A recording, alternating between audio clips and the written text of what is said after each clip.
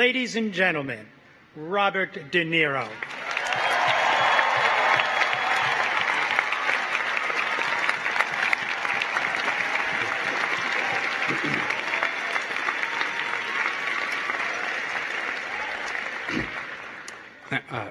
Just going to blow my nose.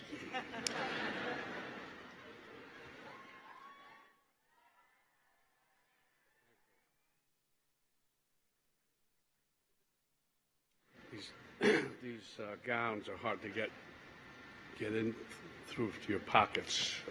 Such practical things. Dean Green, deans, university leadership, faculty, staff, parents, friends, and the 2015 class of New York University's Tisch School of the Arts. Thank you for inviting me to celebrate with you today. Tisch graduates, you made it.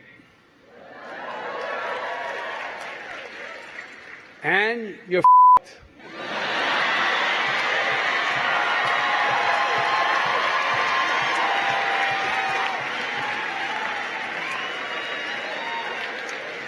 Think about that. The graduates from the College of Nursing, they all have jobs. The graduates from the College of Dentistry, fully employed. The Leonard N. Stern School of Business graduates, they're covered. The School of Medicine graduates, each one will get a job. The proud graduates of the NYU School of Law, they're covered. And if they're not, who cares? They're lawyers. The English majors are not a factor. They'll be home writing their novels. Teachers, they'll all be working. Shitty jobs, lousy pay, yeah, but still working. The graduates in accounting, they all have jobs. Where does that leave you? Envious of those accountants? I doubt it. They had a choice. Maybe they were passionate about accounting, but I think it's more likely that they used reason and logic and common sense to reach for a career that could give them the expectation of success and stability.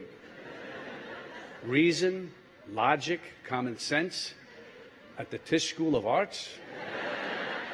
Are you kidding me? But you didn't have that choice, did you? You discovered a talent, developed an ambition, and recognized your passion. When you feel that, you can't fight it. You just go with it. When it comes to the arts, passion should always trump common sense. You aren't just following dreams, you're reaching for your destiny. You're a dancer, a singer, a choreographer, a musician, a filmmaker, a writer, a photographer, a director, a producer, an actor, an artist. Yeah, you're fucked. The good news is that that's not a bad place to start. Now that you've made your choice, or rather succumbed to it, your path is clear. Not easy, but clear. You have to keep working. It's that simple. You got through Tisch, that's a big deal. Or to put it another way, you got through Tisch, big deal.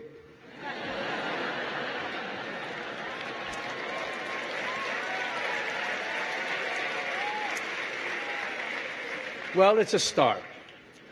On this day of triumphantly graduating, a new door is opening for you. A door to a lifetime of rejection. It's inevitable. It's what graduates call the real world. You'll experience it auditioning for a part or a place in a company. It'll happen to you when you're looking for backers for a project. You'll feel it when doors close on you while you're trying to get attention for something you've written and when you're looking for a directing or a choreography job. How do you cope with it? I hear that Valium and Vicodin work. Well, I don't know. You can't be too relaxed and do what we do. And you don't want to block the pain too much. Without the pain, what will we talk about? Though I would make an exception for having a couple of drinks if, hypothetically, you had to speak to 1,000 graduates and their families at a commencement ceremony. Excuse me.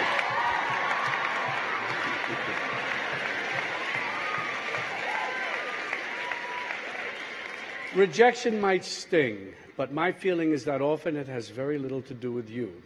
When you're auditioning or pitching, the director or producer or investor may just have something or someone different in mind. That's just how it is. That happened to me recently when I auditioned for the role of Martin Luther King in Selma.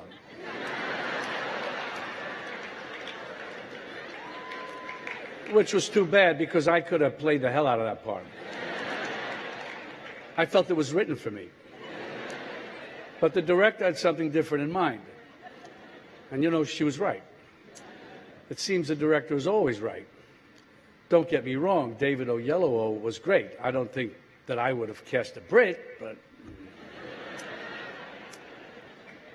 I've got two more stories. These really happened. I read for Bang the Drum Slowly 7 times.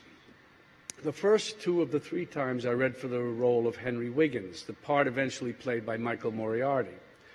I read for the director, I read for the producer, then they had me back to read for another part, the role of Bruce Pearson.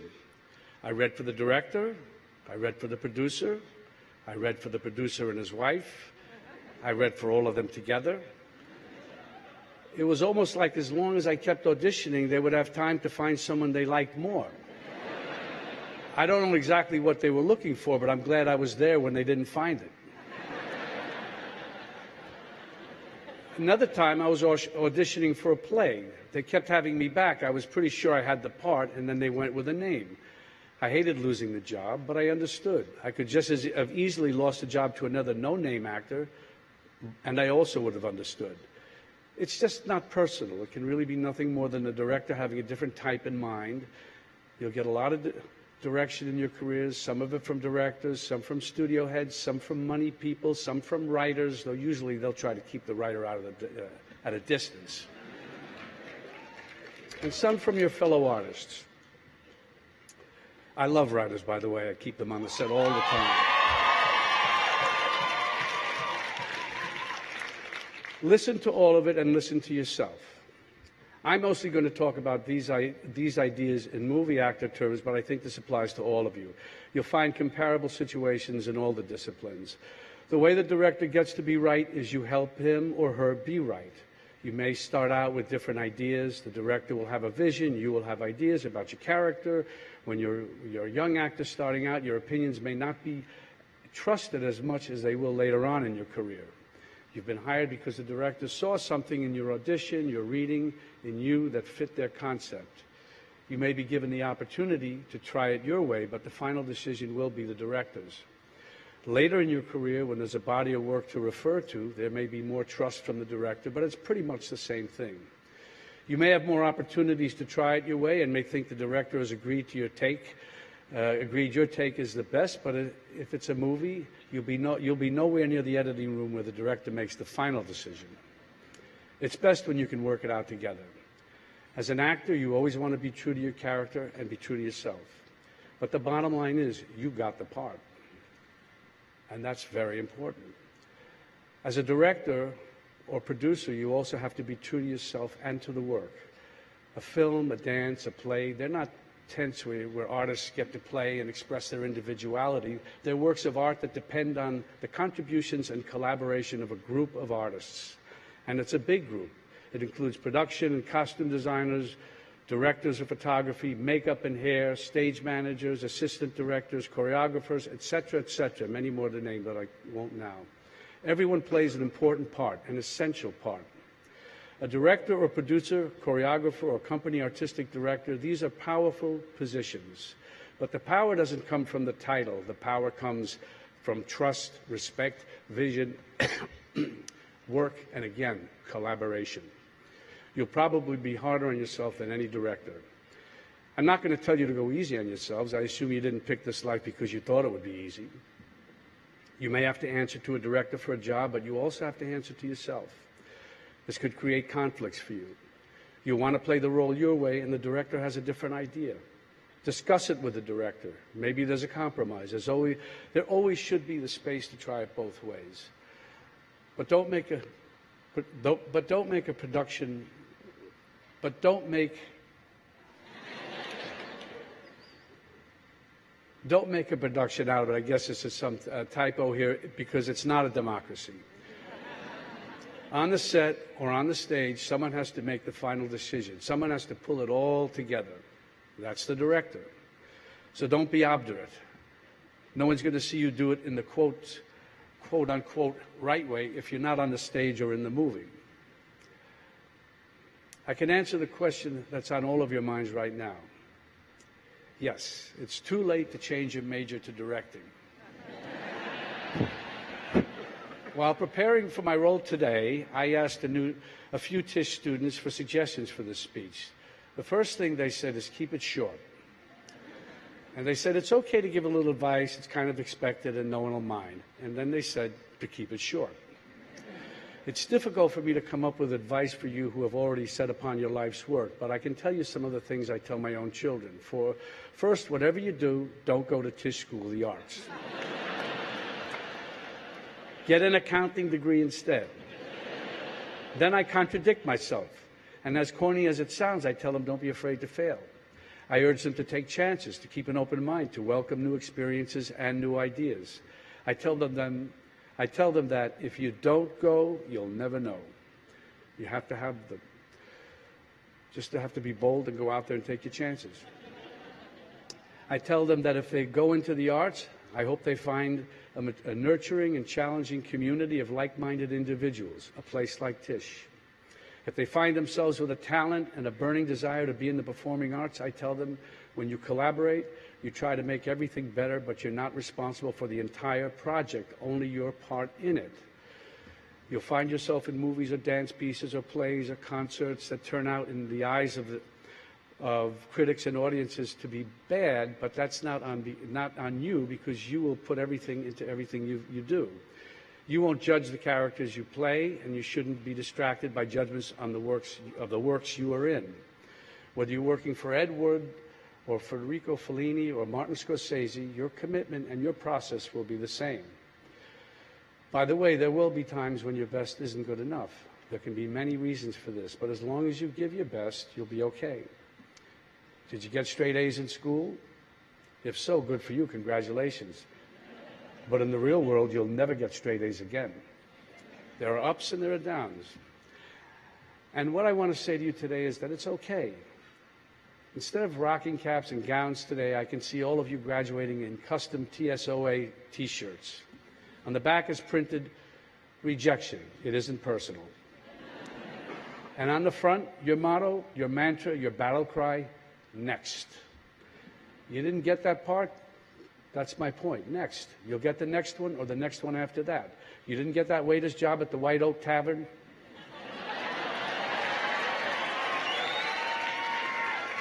Next. You'll get the next one or you'll get the next gig tending bar at Josie's. You didn't get into Juilliard? Next. You'll get into Yale or Tisch.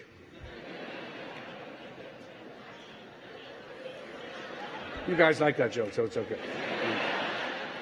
No, of course, choosing Tisch is like choosing the arts. It isn't your first choice. It's your only choice. I didn't attend Tisch, or for that matter, any college, or my senior year of high school, or most of the junior year. Still, I've felt part of the Tisch community for a long time. I grew up in the same neighborhood as Tisch. I've worked for and with a lot of people who attended Tisch, including Marty Scorsese, class of '64. As you learn your craft together, you come to trust each other and depend on each other. This encourages taking creative risks because you all have the sense that you're in it together. It's no surprise that we often work with the same people over and over. I did 8 pictures with Marty and plan to do more. He did about 25 with his editor, Thelma Schoonmaker, who he met at Tisch when she worked on a student film in the summer of '63. Other directors, Cassavetes, Fellini, Hitchcock, came back to the same collaborators over and over, almost like a repertoire company. And now David O. Russell and Wes Anderson are continuing that tradition. Treasure the associations and friendships and working relationships with the people in your classes and your early work. You never know what might come from it. There could be a major creative shift or a small detail that can make a major impression. In Taxi Driver, Marty and I wanted Travis Bickle to cut his hair into a mohawk, an important character detail. But I couldn't do it because I needed long hair for The Last Tycoon that was starting right after Taxi Driver, and we knew a false mohawk would look, well, false. So we were kicking it around one day at lunch and decided to give it one shot with the very best makeup artist at the time, Dick Smith. If you saw the movie, you know that it worked. And by the way, now you know it wasn't real. Friendships, good working relationships, collaboration, you just never know what's going to happen when you get together with your creative friends. Marty Scorsese was here last year speaking to the 2014 graduates. And now here we are, on Friday at a kind of supersized version of one of Allison's student lounge hangout sessions. You're here to pause and celebrate your accomplishments so far as you move on to a rich and challenging future. And me, I'm here to hand out my pictures and resumes to the directing and producing graduates.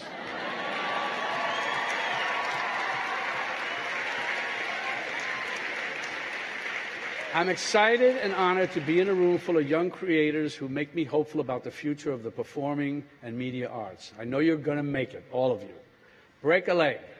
Next. Thank you.